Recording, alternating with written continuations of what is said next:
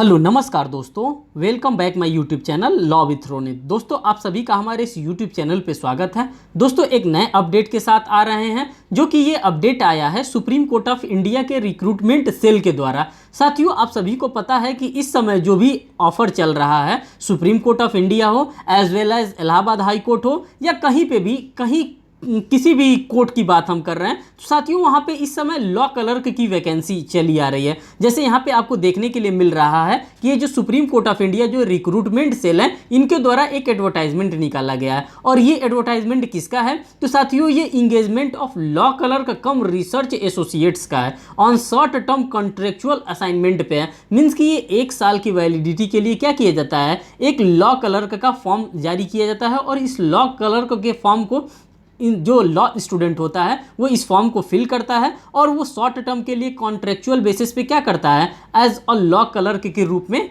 कार्य करता है। तो साथियों यहाँ पे आप देख सकते हैं कि ये फॉर्म अभी कब का आया है, तो ये न्यू दिल्ली का डेट भी देख सकते हैं, अप्रैल 8 2023 को ये फॉर्म रिलीज किया गया है। और ये किस चीज़ का फॉर्म है साथियों? तो ये लॉ क्लर्क का ये फॉर्म है। अब देखिए इसके एडवर्टाइजमेंट को आप डिटेल में एनालिसिस करिए। कह रहा है online applications are invited in the term of schedule for engaging law clerk cum research associates on short term contractual assignment in the supreme court of India, April 2023 की बात करता है। For preparation of a panel of submit candidate of engagement as a law clerk come research associate in the Supreme Court of India purely on contractual assignment, initially on the consolidated remuneration of 18,000 per month for the assignment of the term 2023 and 2024। तो यहाँ पे साथियों आपको देख करके पता चल रहा है कि यहाँ पे लॉ क्लर्क ट्रेनी की वैकेंसी आई है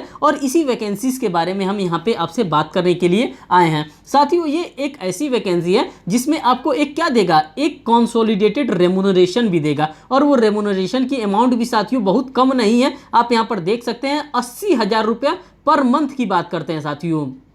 कितने की बात करते हैं? तो 80,000 रुपया पर मंथ यहाँ पे क्या देगा लॉ क्लर्क को, यहाँ पे as a remuneration, as a salary, जो भी आप कह सकते हैं, यहाँ पे 80,000 रुपया पर मंथ प्रोवाइड किया जाएगा। और किसके द्वारा प्रोवाइड किया जाएगा साथियों? तो ये सुप्रीम कोर्ट ऑफ इंडिया के द्वारा ये प्रोवाइड किया जाएगा। अब साथियों इसमें जो इंपॉर्टेंट चीज़ है आपको देखने की, इंपॉर्टेंट जो है, जो कौन इसको अप्लाई कर सकता है, कौन एलिजिबल है इसके लिए, तो एसेंशियल क्वालिफिकेशंस को आप क्या कर सकते हैं, वॉच कर सकते हैं। एसेंशियल क्वालिफिकेशन में क्या है साथियों कि आप LLB कंप्लीट कर लिए हो। The candidate must the law graduate before taking of the assignment of the law clerk having a bachelor degree in law. उसको क्या होना चाहिए, जब आप ये फॉर्म फिल कर रहे हैं तब आप क्या होने चाहिए, तब आप लॉ कंप्लीट किए हुए बैचलर होने चाहिए। मीन्स कि आपका लॉ कंप्लीट हो जाना चाहिए। वो लॉ जो है आपका वो 3 ईयर का कोर्स का भी हो सकता है। देखिए यहाँ पे लिखा है 3 ईयर लॉ कोर्स भी हो सकता है या फिर इंटीग्रेटेड लॉ कोर्स भी हो सकता है। मीन्स कि आप 5 ईयर का LLB कंप्लीट कर चुके हो या 3 ईयर का LLB कंप्लीट कर चुके हो, आप इस फॉर्म को क्या कर सकते हैं, आप इस फॉर्म को फिल कर सकते हैं, जो यहाँ पे इसेंशियल क्वालिफिकेशंस में दिखाया जा रहा है। साथियों अगर हम एज लिमिट की बात करते हैं, इस फॉर्म को फिल करने की एज लिमिट क्या है, तो देखिए साथियों यहाँ पे एज लिमिट की बात करते हैं। एज जो होना चाहिए मिनिमम आपका 20 साल होना चाहिए और मैक्सिमम आपका जो डेट होना चाहिए, एज लिमिट होना चाहिए, वो 30 साल होना चाहिए। कब तक? 30/4/2023 तक आपका एज लिमिट क्या होना चाहिए। मीन्स कि आप 20 साल से लेकर के अगर 30 के बीच में हैं तो आप इस फॉर्म को क्या कर सकते हैं साथियों, आप इस फॉर्म को फिल कर सकते हैं। किस चीज़ का? ये लॉ क्लर्क का है। और कहाँ पे ये लॉ क्लर्क का है? तो साथियों ये सुप्रीम कोर्ट ऑफ इंडिया के लॉ क्लर्क का ये फॉर्म है।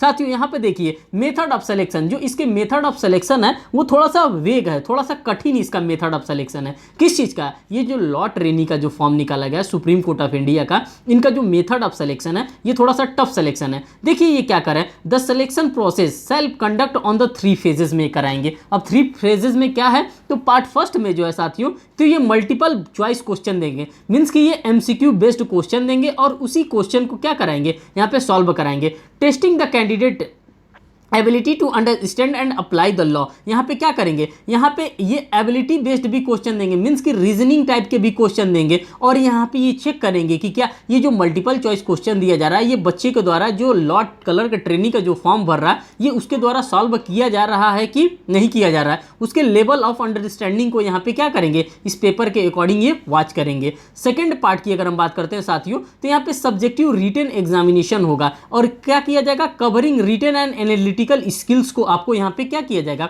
वॉच किया जाएगा। किसके द्वारा साथियों, तो सुप्रीम कोर्ट ऑफ इंडिया के द्वारा। अगर थर्ड की बात करते हैं साथियों, 3 स्टेजेस में मैंने आपको ऑलरेडी बता दिया कि इनका जो एग्जामिनेशन होगा वो 3 स्टेजेस में होगा। अगर पार्ट थर्ड की बात करते हैं तो साथियों पहला तो आपका मल्टीपल चॉइस बेस्ड आपका क्या होगा, आपका एमसीक्यू बेस्ड आपका प्रिलिमिनरी एग्जामिनेशन होगा। अगर सेकंड पार्ट की बात करते हैं साथियों तो यहाँ पे सब्जेक्टिव एग्जामिनेशन होगा। और थर्ड की बात करते हैं पार्ट थर्ड की, तो यहाँ पे इंटरव्यू होगा। इंटरव्यू कैसे होगा, तो आपका जो इंडिविजुअल आप जाएंगे और ऑनरेबल जजेस के अकॉर्डिंग जजेस साहब के द्वारा आपका क्या लिया जाएगा, आपका वहाँ पे पर्सनल इंटरव्यू भी लिया जाएगा। तो आप देख सकते हैं कि किस प्रकार से 3 स्टेजेस में यहाँ पे आपको सिलेक्शन का प्रोसेस दिया है। इसका जो सिलेक्शन का प्रोसेस है थोड़ा सा टेढ़ा खीर माना जाएगा, क्योंकि यहाँ पे 3 प्रोसेस दे दिया है। पहला आपको एमसीक्यू क्वेश्चन दिया जाएगा, उसको आपको सॉल्व करना होगा। सेकंड आपको रिटेन एग्जामिनेशन देना होगा, अगर रिटेन भी आप क्वालिफाई कर लेते हैं फिर आपको क्या देना होगा, आपको एक इंटरव्यू देना होगा। और वो इंटरव्यू कौन लेगा, तो वो इंटरव्यू आपके ऑनरेबल जजेस ही